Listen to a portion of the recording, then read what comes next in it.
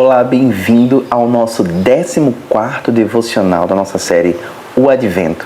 E nós vamos falar sobre um dos nomes que Jesus recebe, um dos títulos que é atribuído ao Messias desde o livro de Isaías, que dizia: e ele será Emanuel. E Emanuel é Deus conosco. Então, o título do nosso devocional de hoje é Deus de perto. Acho que lembra daquela música bem pentecostal, né? Deus de perto, Deus de longe. Quem não conhecer ela, pode dar uma jogada no YouTube. Hoje, no nosso devocional, 4 passagens bíblicas vão guiar o nosso estudo. A primeira está em Mateus 1:23. A segunda, Êxodo 3:4. A terceira, Hebreus 13:8. E a quarta, 1 Timóteo 2, do 5 ao 6. Em Mateus 1:23 está escrito: a virgem ficará grávida e dará luz a um filho, e lhe chamarão Emanuel, que significa Deus conosco. Em Êxodo 3:4 está escrito: o Senhor viu que ele se aproximava para observar, e então, do meio da sarça, Deus o chamou: Moisés, Moisés. Eis-me aqui, respondeu ele. Em Hebreus 8 está escrito: Jesus Cristo é o mesmo ontem, hoje e para sempre. E 1 Timóteo 2, do 5 ao 6, diz: pois há um só Deus e um só mediador entre Deus e os homens, o homem Cristo Jesus, o qual se entregou a si mesmo como resgate por todos. Esse foi o testemunho dado em seu próprio tempo. Nós vimos ontem que José era um homem íntegro, um homem justo, que para não colocar Maria numa posição de vergonha, ele iria cancelar o casamento de forma secreta. E que ele estava temeroso de saber se aquilo realmente provinha de Deus ou não. Então Deus envia um anjo no seu sonho. E através de um sonho, o anjo revela para ele que aquele menino, que Maria estava grávida, realmente procedia do Espírito Santo. E José, em obediência, dá prosseguimento àquela relação e cuida do menino, cuida de Jesus. No sonho de José, o anjo revelou que o nascimento de Jesus seria o cumprimento da profecia que colocaria fim na inimizade entre o homem e Deus. Então, Jesus seria aquele que restaura a comunhão, aquele que restaura a intimidade com o Pai. José aprende ali que Jesus é Deus conosco. O Messias seria o cumprimento daquela profecia de Isaías que já apontava que ele seria a revelação do Pai entre nós. Jesus Cristo, ele tinha certeza de quem ele era. E ele se movia dessa forma. Em certo momento, os discípulos diziam a Jesus: Jesus, mostra-nos o Pai. E a resposta que Jesus dá aos discípulos é: há quanto tempo eu ando com vocês e vocês ainda me dizem, mostra-nos o Pai? Quem vê a mim, vê ao Pai. Jesus é a imagem visível do Deus invisível. É a medida exata do seu ser. Ele é a expressão da glória de Deus. Nós lemos em Êxodo que bem antes do nascimento de Jesus, Moisés teve que esperar para que Deus falasse com ele no topo de uma montanha ou através de uma sarça ardente. Então a gente vai ver que não era comum os homens se achegarem a Deus e falarem com Deus. Na antiga aliança, Deus ele vinha, é Deus que estabelecia a aliança, é Deus que vem em direção ao homem. Isso acontece desde o jardim, quando Deus vinha caminhar com o homem na viração do dia. Só que no momento em que o homem peca no jardim, agora Deus vinha ao encontro do homem, mas a Bíblia diz que os homens, ao ouvirem os passos do Senhor que andavam pelo jardim, esconderam-se da sua presença entre as árvores. Então agora não é mais Deus vindo em direção ao homem e o homem correndo em direção a Deus, como desejoso da presença de Deus.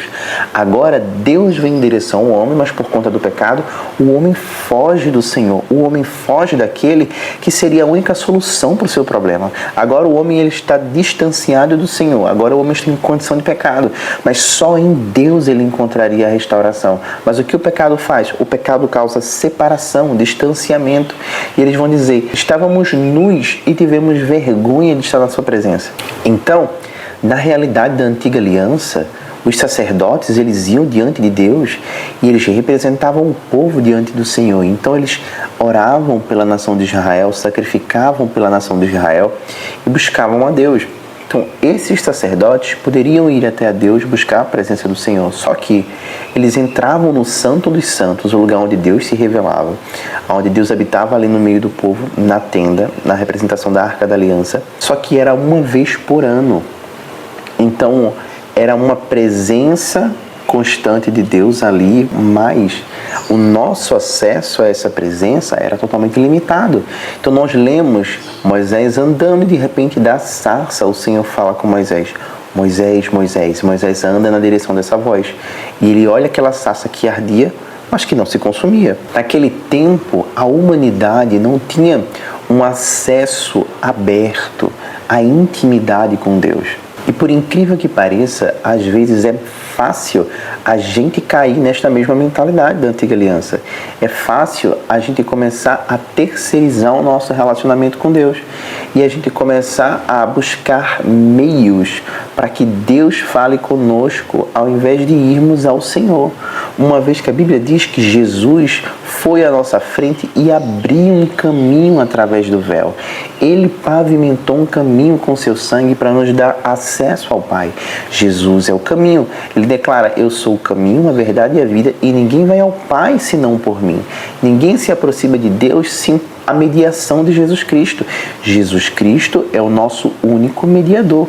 E é por meio da mediação de Jesus, é por meio das intercessões de Jesus que nós somos conhecidos diante do Pai. Enquanto o Espírito Santo torna conhecida a vontade do Pai a nós, a Bíblia diz que Jesus faz intercessões em favor de nós ao Pai. E essa é uma relação onde a Trindade e o povo de Deus está aliançado. Então muitas vezes nós caímos na falácia da mentalidade antiga, de que eu preciso de algo para poder falar com Deus ou ouvir Deus, e a gente começa a terceirizar o nosso relacionamento. Você quer um exemplo? Um amigo que você sempre chega e diz: fulano ora por mim, fulano ora por mim. Não é que as pessoas não possam orar por você, elas oram. E nós devemos orar uns pelos outros, a Bíblia diz isso. Mas a pergunta é: será que você pede para os outros orar por você e você mesmo para de orar? Será que nós temos chamado tanta gente para interceder por nós que a gente tem parado de interceder por nós mesmos? Isso é um problema, porque a gente está deixando de ir à fonte das águas e está construindo cisterna rota. Esse era o problema de Israel. Jesus vai dizer: vocês me abandonaram, vocês abandonaram a fonte das águas e construíram para si cisternas. O que são essas cisternas? São meios de você mesmo se saciar, são meios de você mesmo ser a sua provisão. Você começa a arranjar ferramentas para poder alcançar aquilo que você quer. Você não quer água, você não quer essa resposta de Deus, você não quer isso. Então você quer a água. Só que você não está ligando para de que forma essa água vem, o meio em que essa água vem. Você só quer a água. Isso está errado. A gente precisa ir à fonte, nós recorremos à fonte de todas as bênçãos, que é o próprio Deus. Ele é a fonte da vida. Outro exemplo é quando nós deixamos, por exemplo, de ler a Bíblia na nossa casa, deixamos de ler as Escrituras e nós só recorremos a, por exemplo, um culto, um vídeo na internet, um podcast. Não é que você não possa fazer isso. Eu escuto muita pregação, eu ouço muito podcast. Só que cada coisa deve estar no seu devido lugar. Então essas ferramentas me ajudam no processamento do que Deus já me falou e não na substituição da voz de Deus. Eu não substituo a voz de Deus pela voz do meu irmão. Não. A voz do meu irmão deve ser uma confirmação daquilo que Deus já me falou. Então eu acho muito estranho, é muito esquisito quando você escuta de alguém uma palavra de Deus e é algo extremamente novo, extremamente inédito para você, que você nunca ouviu de Deus. Isso é muito estranho. Porque das duas umas, ou você não está ouvindo a Deus, ou aquilo não foi de Deus. Porque quando Deus fala algo conosco, aquilo vai testificar o que Deus está falando ao nosso coração. Então, você precisa ter intimidade com Deus, você precisa ter comunhão com Deus. Aquilo que eu vou ouvir do meu irmão é somente uma confirmação, é uma concordância com aquilo que a voz de Deus já me falou. Então, a voz do meu irmão não substitui a voz de Deus na minha vida. Ela só confirma para mim aquilo que Deus já falou. Mas mesmo assim, nós não somos o povo que precisamos buscar confirmações. Nós temos a palavra de Deus que nos instrui a andar com sabedoria. Então, a fonte de conhecimento e sabedoria que nós temos é a palavra de Deus. Às vezes nós nos sentimos muito confusos. Meu Deus, mas será que é a voz do meu coração? Será que não foi? Isso revela pouco conhecimento das Escrituras, porque quando eu conheço as Escrituras, eu entendo, por exemplo, que a minha carne e o diabo não querem que eu busque a Deus. Então, se algo veio de direcionamento de Deus que me faz cumprir, por exemplo, o mandamento de amar o meu irmão e amar ao Senhor, de tornar Jesus conhecido, cumprindo o ídolo de Deus na minha vida, isso veio de Deus, obviamente, porque a tua carne não deseja agradar a Deus e o diabo muito menos. Então você está assim, meu Deus, senti de pregar sobre Jesus para um homem no ônibus. Meu Deus, será que é meu coração? Meu irmão, teu coração é mau. Você não vai dizer, ai Jesus, será que... Não, você vai. Porque quem te leva a pregar o Evangelho é o Espírito Santo. Ele te empodera para ser testemunha. Foi por isso que o Espírito foi derramado em Pentecostes. Para te dar poder do alto, para você testemunhar. Foi poder para testemunhar. Coloque isso em prática. Então uma pergunta que eu faço é, na nova aliança agora, com a realidade de Jesus presente, esse caminho aberto, que nós podemos acessar o Pai em qualquer momento, com qual frequência você tem pedido a Deus uma sarça ardente? Com qual frequência você tem pedido a Deus outros mediadores, outras pessoas que orem por você a Deus, outras pessoas que sejam um caminho que te levem ao Pai? O nosso mediador é Jesus Cristo. Com qual frequência a nossa mentalidade tem nos levado a essa realidade de vida que não é bíblica? Há uma atitude que não revela a vontade de Deus para nós na nova aliança. Jeremias 31, 34 já havia profetizado: ninguém mais ensinará ao seu próximo e nem dirá ao seu irmão, conheça o Senhor, porque todos eles me conhecerão, desde o menor até o maior, declara o Senhor, porque eu lhes perdoarei a maldade e nunca mais me lembrarei de seus pecados. E essa mesma profecia era repetida em Hebreus, fazendo menção à nova aliança. Em Hebreus 8, versículo 11, vai estar escrito assim: ninguém jamais precisará ensinar ao seu próximo, nem ao seu irmão, dizendo, conhece ao Senhor, porque todos me conhecerão, desde o menor deles até o maior. Então, nosso desafio é buscar o Senhor de todo o nosso coração. O nosso desafio é aquilo que está escrito na palavra de Deus: buscai-o enquanto se pode achar. Precisamos buscá-lo de todo o nosso coração, em sinceridade. E Deus se revelará a nós, porque Ele já é Deus conosco. Deus já está entre nós. Você quer um exemplo? Se eu te desafiar agora a fechar os teus olhos, fecha os teus olhos e começa só a glorificar Deus onde você está e render graças ao Senhor. Começa a agradecer pela tua vida, começa a agradecer pela tua família, agradece pela tua casa, começa a louvar, a entronizar ao Senhor, dizer que Ele é santo, que Ele é digno. Você vai ver que você vai começar a sentir a presença de Deus aí onde você está, porque Ele é acessível. Deus está presente agora conosco. Deus é acessível. Você está à distância de uma oração. Você pode buscá-lo com alegria e entender que a palavra do Senhor diz que o seu trono é um trono de graça, é um trono de favor. Porque pode ser que enquanto eu falo isso, o diabo traga uma mentira ao teu coração dizendo: ah, mas eu não sou digno. Quem de nós é digno? Eu não sou digno, você não é digno. Mas Cristo nos dá esse acesso. Ele nos dignifica diante do Pai por meio do seu sangue. O que nós precisamos fazer é crer. A Bíblia diz: entrem com ousadia. É isso que nos falta. Porque o inimigo traz dúvidas, o inimigo traz questionamentos, ele traz esse medo no nosso coração. Lembra que eu disse a você que somente os sacerdotes levíticos, eles poderiam entrar no Santo dos Santos, porque era o que a palavra dizia na Antiga Aliança, a lei declarava dessa forma, e que era uma vez por ano que eles entravam no Santo dos Santos, onde a presença de Deus era simbolizada pela Arca da Aliança. Olha a realidade da nova aliança agora em Jesus. Eu também não declarei para você que Jesus abriu um caminho por meio do seu sangue, nos dando acesso ao Pai? Ele foi à nossa frente. Olha o que Hebreus 10, do 19 ao 20 vai declarar. Portanto, irmãos, temos plena confiança para entrar no lugar santíssimo pelo sangue de Jesus, por um novo e vivo caminho que Ele nos abriu por meio do véu, isto é, do seu corpo. Jesus abriu um caminho. E o que a Bíblia diz é: entrem com confiança. Na Ara vai dizer: entre com intrepidez. Na ARC vai dizer: entre com ousadia. ousadia, intrepidez, coragem. Por quê? Porque o inimigo vai querer trazer medo, o inimigo vai querer trazer para você a dúvida. Meu Deus, mas será que eu vou poder entrar na presença do Senhor? Será que Deus vai querer falar comigo? Vai. O maior interessado em salvar a tua vida é o Senhor. Por isso que Ele entregou o seu Filho por você. É triste saber que mesmo nós, na realidade cristã, como aqueles que vieram após o ministério de Jesus Cristo, ainda olhamos para a nossa vida e nos perguntamos, mas será que Ele vai nos ouvir?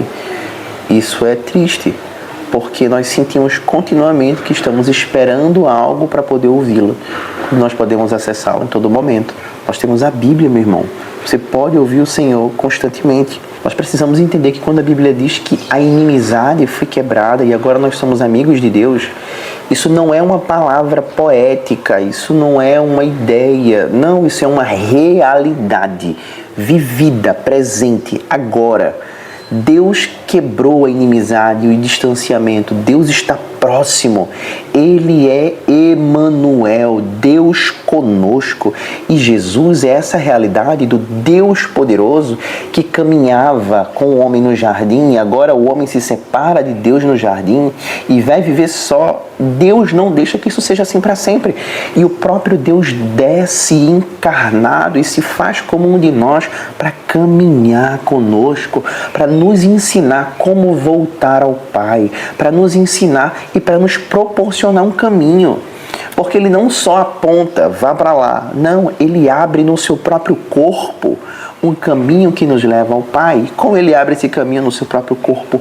Morrendo por nós no Calvário, sendo perfurado nas mãos e nos pés, tendo sua fronte sangrada por conta de espinhos, uma coroa de espinhos que fez verter sangue na sua face.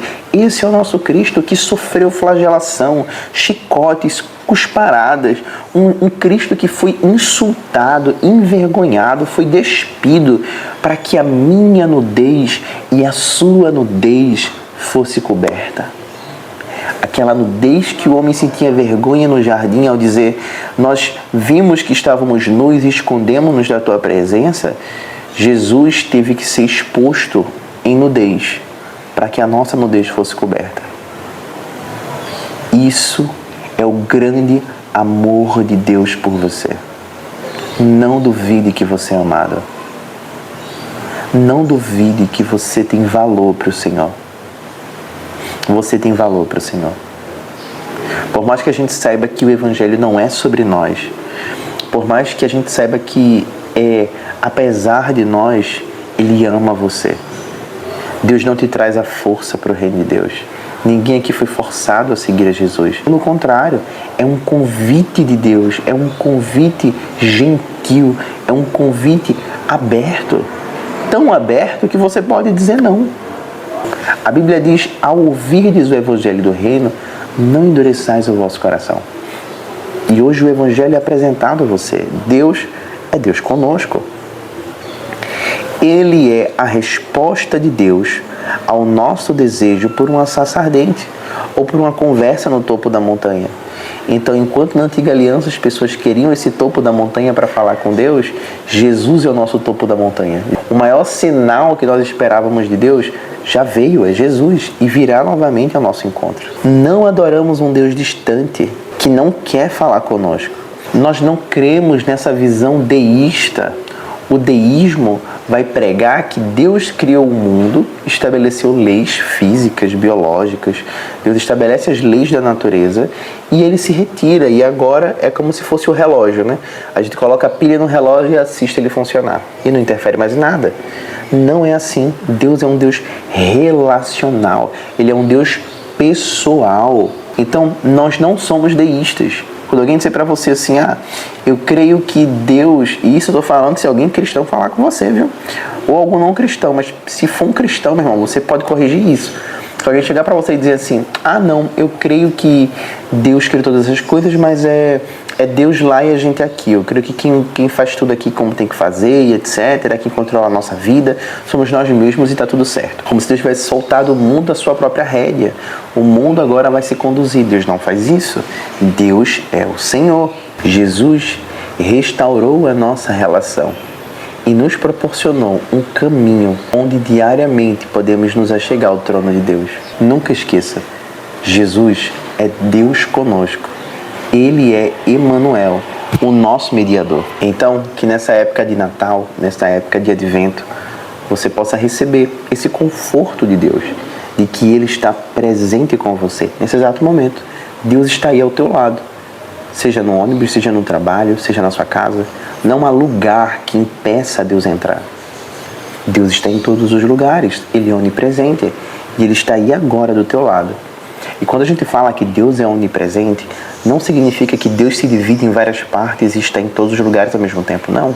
O atributo da onipresença significa que Deus é completamente inteiro, mas em todos os lugares ao mesmo tempo, o que para nós seria algo impossível. Deus não se divide para estar em vários lugares, pelo contrário, Deus está completo, inteiro. Então a atenção que Deus tem por cada filho seu é inteira. O amor que Deus tem por cada filho seu é inteiro. A provisão que Deus tem para cada filho seu é inteira. Deus está inteiramente ouvindo você. Então, ao mesmo tempo que Deus está aqui, Deus está aí. Mas Ele está com a presença dEle 100% com você e 100% comigo. Ele é maravilhoso, meu irmão. Saiba que Ele ouve as suas orações e está ao seu lado. Se Deus é um Deus poderoso o suficiente para restaurar a nossa relação com o Pai e de toda a humanidade, o que será que Ele não pode fazer na tua vida hoje? O que será que Ele não pode fazer na tua vida quando você entrar nessa mentalidade restaurada de que Deus é um Deus presente e que Ele está conosco agora? Deus é Deus de perto. Amém? Então eu queria orar com você. Onde você está agora, eu queria te convidar a inclinar a tua cabeça. Eu queria orar com você. Pai, obrigado pelo presente que é Jesus, por Ele ter criado um caminho para eu estar perto de Ti outra vez. Obrigado por restaurar o relacionamento comigo, Senhor, mesmo sendo eu aquele que quebrou o nosso relacionamento. Mas não ignoraste, Senhor, a minha condição e enviaste o Teu único Filho para morrer em meu lugar. Pai, me dá ousadia para Te buscar em oração, em adoração, sabendo que eu tenho acesso a Ti através de Jesus. Obrigado por me dar, Senhor, a confiança necessária de que Tu estás sempre comigo e que nunca estou sozinha. Pai, obrigado porque eu sei que Tu és um Deus de perto. Oramos em nome do Teu Filho, Jesus. Amém. Amém? Se você percebeu, está tendo uma obra aqui perto. Não sei se está dando para captar no microfone o barulho, mas está tendo algumas obras aqui. Então, o que eu posso dizer a você, mais uma vez, é perdão pelos ruídos, mas eu oro para que nada disso tenha desfocado a tua atenção. Se tem algum ponto que você diz assim, nossa, eu tenho que ouvir isso aqui novamente, volta o vídeo, escuta novamente, anota, amém? Então, que Deus te abençoe, te dê um dia maravilhoso e até amanhã no nosso próximo devocional, que será inclusive no nosso terceiro domingo do Advento. Depois do dia 15, terceiro domingo do Advento, vai ficar faltando só um domingo para nós chegarmos no Natal. Tá pertinho do Natal, já estou feliz. Então já gera essa expectativa no teu coração e Deus te abençoe.